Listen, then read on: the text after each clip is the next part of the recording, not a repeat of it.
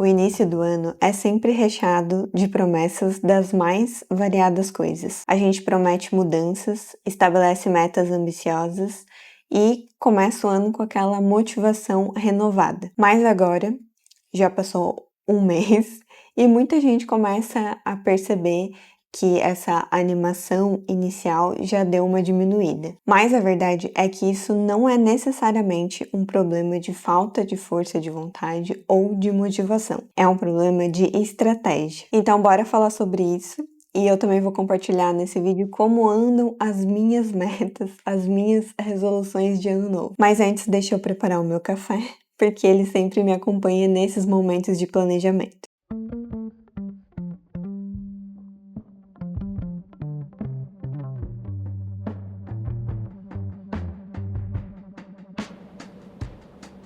Todo mês, enquanto eu organizo as minhas metas, a Encantos do Café está aqui comigo. E o escolhido de hoje é o café do Clube do Cafezeiro. O Clube do Cafezeiro é uma assinatura para quem, assim como eu, é um coffee lover e quer ter sempre café fresco em casa. Então, todos os meses você recebe um grão diferente e uma nova experiência. No site da Encantos do Café você pode escolher entre os planos de 1, 2 ou 3 pacotes. E além do frete grátis, tem muitos outros benefícios, como cafés exclusivos, torra fresca e a liberdade de cancelar quando quiser. E agora, o clube de assinatura ficou ainda melhor, porque no plano de 3 cafés, ao invés de 3 pacotes do mesmo grão, um deles será da linha tradicional, trazendo mais variedade para quem gosta de experimentar diferentes perfis de café. No clube, a torra também é sob demanda e o despacho é semanal, nas quartas e sextas-feiras.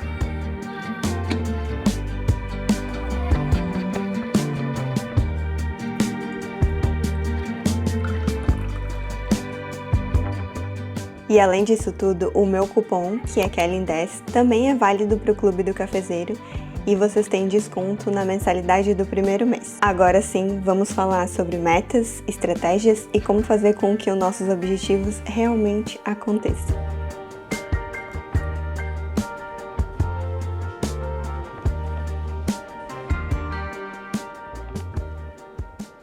A maioria das resoluções falham porque elas se baseiam numa mentalidade de tudo ou nada. A gente quer emagrecer, quer aprender um novo idioma, quer escrever um livro, quer correr uma maratona. Mas esses grandes objetivos, quando não tem um sistema sólido por trás, acabam desmoronando no primeiro obstáculo. E aí qualquer deslize vira um motivo para desistir. Muita gente começa o ano com o objetivo de se exercitar, fazer alguma atividade física, e aí começa fazendo isso todos os dias, indo na academia todos os dias. Mas aí, por algum motivo, precisa faltar alguns dias, uma semana, e acaba sentindo que perdeu o ritmo e abandona. Ou você decide usar um planner ou um aplicativo, um Notion, para começar a se organizar, mas aí também esquece de anotar alguns dias e sente que isso não funciona e acaba parando completamente. O problema das metas baseadas em resultados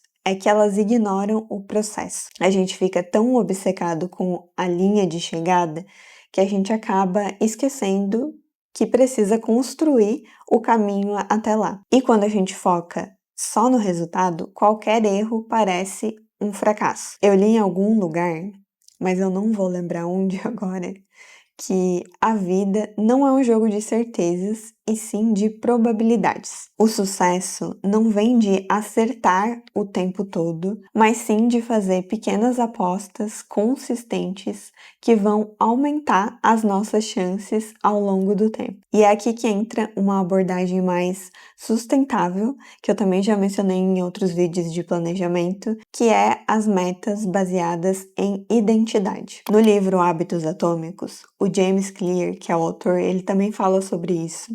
E ele fala que a forma mais poderosa de motivação vem quando um hábito se torna parte da nossa identidade. Então, ao invés de dizer, eu quero escrever um livro, você diz, eu estou me tornando um escritor ou escritora, que não é o meu caso, é só um exemplo. Em vez de quero perder peso, você diz, eu sou alguém que faz escolhas mais saudáveis. E essa mudança sutil é o que muda tudo. Cada pequena ação se torna um voto para a pessoa que você deseja se tornar. E aí, pular um treino não significa que você falhou. Significa apenas que, no dia seguinte, você vai continuar trabalhando na identidade que você está construindo. Os objetivos, eles são temporários, mas a identidade é algo que é mais duradouro. Um escritor que termina um livro, ele vai escrever outros livros. Quem se torna corredor ou corredora vai correr muitas provas. E a identidade que você constrói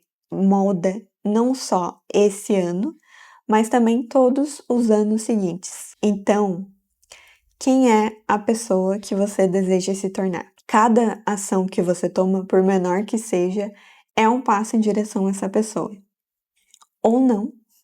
E é por isso que a gente tem que pensar no que a gente está fazendo, nas nossas ações, na nossa rotina, nos nossos objetivos. Dito tudo isso, agora eu quero compartilhar um pouco de como foi a minha jornada neste último mês. Em janeiro eu escrevi os meus objetivos e descrevi a pessoa que eu desejo me tornar, usando como base, como inspiração, essa ferramenta do Cal Newport que se chama Deep Life Stack. E eu mostrei tudo isso no último vídeo de planejamento, expliquei cada uma dessas fases aqui. Então, se você quiser entender como eu fiz isso e como você pode aplicar também, eu vou deixar o link desse vídeo aqui na descrição. E aí também eu criei aqui no meu Notion essa outra página chamada Rumo, que tem as minhas metas, baseado lá naqueles objetivos do Deep Life Stack. E aqui são coisas mais práticas. E eu também tenho algumas coisas mais pro futuro, ao longo do ano aqui, mas eu foquei nos próximos meses, no próximo trimestre, de janeiro a março. E eu tentei simplificar para que eu consiga realmente focar nessas coisas aqui. Então foi só essas quatro metas, que já foi bastante coisa. E aí, para cada uma dessas metas, eu listei as ações que eu preciso realizar para alcançar essas coisas, e eu passei aqui para o meu segundo cérebro em formato de tarefas, de hábitos e de projetos. Então, a parte de rotina, eu passei aqui para esse rastreador de hábitos, com as coisas que eu gostaria de rastrear, acompanhar o progresso. Foram esses hábitos aqui, que a água é tomar a quantidade de água que eu preciso tomar diariamente, meditar, ler, o journal, que é escrever no diário, e programar. Além disso, eu ajustei o meu calendário, criando esses blocos de tempo para praticamente todas as minhas atividades. E aí, o que deu certo esse mês?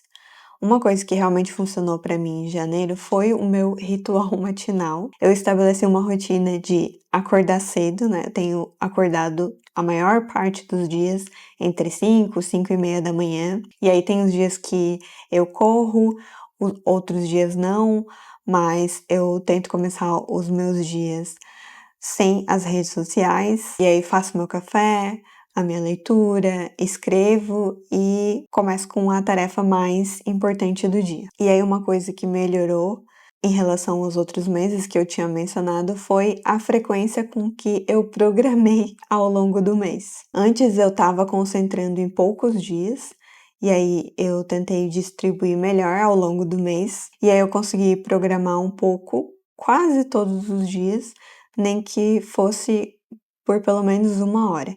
E isso me ajudou a manter o ritmo. E aí o que não deu certo? Teve uma semana, aqui nesse gráfico dá pra ver bem, que eu simplesmente não consegui fazer o que eu planejei. Eu não tava bem. E aí, em vez de forçar, eu respeitei esse momento. E eu até falei sobre isso no último vlog que eu gravei da minha semana inteira. E antes, eu veria isso como um retrocesso, mas quando eu penso na identidade que eu quero construir, isso faz parte do processo. Eu sou alguém que cuida da minha energia para conseguir avançar a longo prazo, e isso significa pausar quando necessário e depois retomar sem culpa. E uma coisa que ficou clara para mim esse mês, que eu também mencionei no último vlog, é que eu tenho uma rotina flexível e isso não é um problema. Pelo contrário, é um dos motivos que eu consigo manter a consistência. Então, não se trata de seguir um cronograma rígido, mas sim de ter uma estrutura adaptável que funcione para mim. Para fevereiro, as minhas metas continuam as mesmas, basicamente, porque eu pensei nelas pro trimestre, né, até março. E aí, além disso, em março, eu também tenho a minha primeira prova de corrida, que vai ser uma meia maratona, que eu vou correr na metade de março. Então, para esse mês de fevereiro, eu também vou focar em seguir os treinos da planilha de corrida certinho, fazer os treinos de academia, né, fortalecimento para evitar lesões e cuidar da alimentação. E aí, então, o meu calendário ficou assim esse mês. Coloquei no início do dia a corrida, mas eu tenho que ajustar aqui porque não são todos os dias, são 4 vezes por semana. Daí depois tem o meu ritual matinal, coloquei uns blocos de foco que eu ainda preciso especificar. Aí tem a academia, almoço, um horário para revisar o planejamento diário, um horário para as redes sociais, que é mais para eu conseguir responder as mensagens, tanto no meu Instagram quanto no YouTube, tarefas de casa, janta e o ritual noturno. O meu calendário tá todo assim dividido em blocos de tempo, mas como eu falei, isso aqui não é um sistema rígido, eu enxergo isso mais como um template, uma base para me organizar a minha rotina, então não é algo rígido, engessado. Toda semana eu faço os ajustes conforme as coisas vão mudando, conforme o necessário, e às vezes até no dia anterior, dependendo de como as coisas estão fluindo. Isso me dá clareza e estrutura, mas também flexibilidade para mim adaptar conforme a realidade. E aí no segundo cérebro, eu tenho aqui as minhas tarefas, e aí eu também cadastrei aqui algumas tarefas recorrentes, que são coisas que eu preciso fazer todo mês, toda semana. E aí todo início do mês também eu vou cadastrando, ainda nem coloquei tudo mais as tarefas que eu preciso fazer. E aqui embaixo tem os projetos em andamento. E aí aqui no meu rastreador de hábitos, eu também vou manter esses hábitos que eu quero continuar acompanhando. Eu vou só adicionar suplementos, porque é algo que eu estou esquecendo de tomar.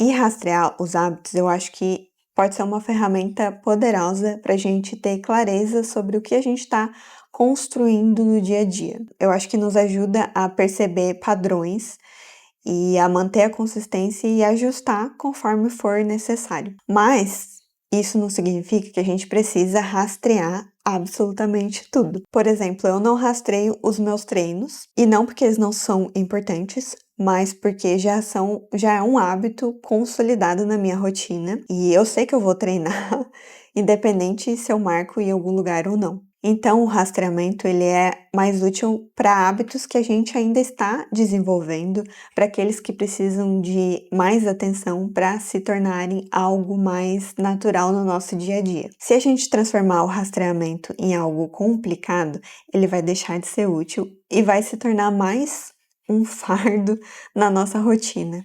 Mas é legal ver tudo marcadinho quando a gente consegue. É legal ver esse progresso. E lembrando que essas páginas que eu uso aqui, esse rastreador, a página de objetivos, eles estão todos disponíveis no meu template do segundo cérebro. E o link também vai estar na descrição do vídeo. Então, é com essa mentalidade de identidade que eu faço meu planejamento e eu foco nessas pequenas ações consistentes. Eu quero me tornar uma corredora melhor, eu quero correr uma prova, então eu foco em seguir a rotina de treinos. Eu quero ser uma pessoa que lê mais, então eu incluo 20 minutos de leitura na minha rotina todos os dias. E tem algumas estratégias que me ajudam a manter essas ações. A primeira delas é criar um hábito âncora, que são pequenas ações que preparam o caminho para o hábito maior e tornam a decisão de agir mais fácil e mais automática. Então, meu objetivo é treinar de manhã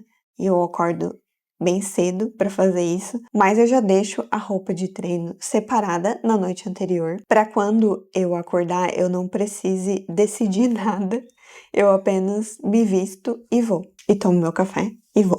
E aí isso evita a tentação de querer adiar ou não fazer. Outra coisa é usar o princípio do mínimo viável nos dias mais difíceis, que é uma versão reduzida do hábito, digamos assim, mas que mantenha a consistência sem se sobrecarregar. Então, eu não quero treinar, mas eu vou fazer um treino curto, o mínimo possível, e se der vontade, eu faço mais. Eu não tô com vontade de ler, mas eu vou abrir o livro e vou ler uma página, e aí se der vontade, eu leio mais. E quase sempre, depois que a gente começa, a vontade vem. E a última coisa é criar um gatilho de ação para as tarefas importantes. E aí você substitui o pensamento de eu vou fazer isso depois, em algum momento, por quando X acontecer, eu vou fazer Y. Então, antes de abrir o Instagram, eu vou revisar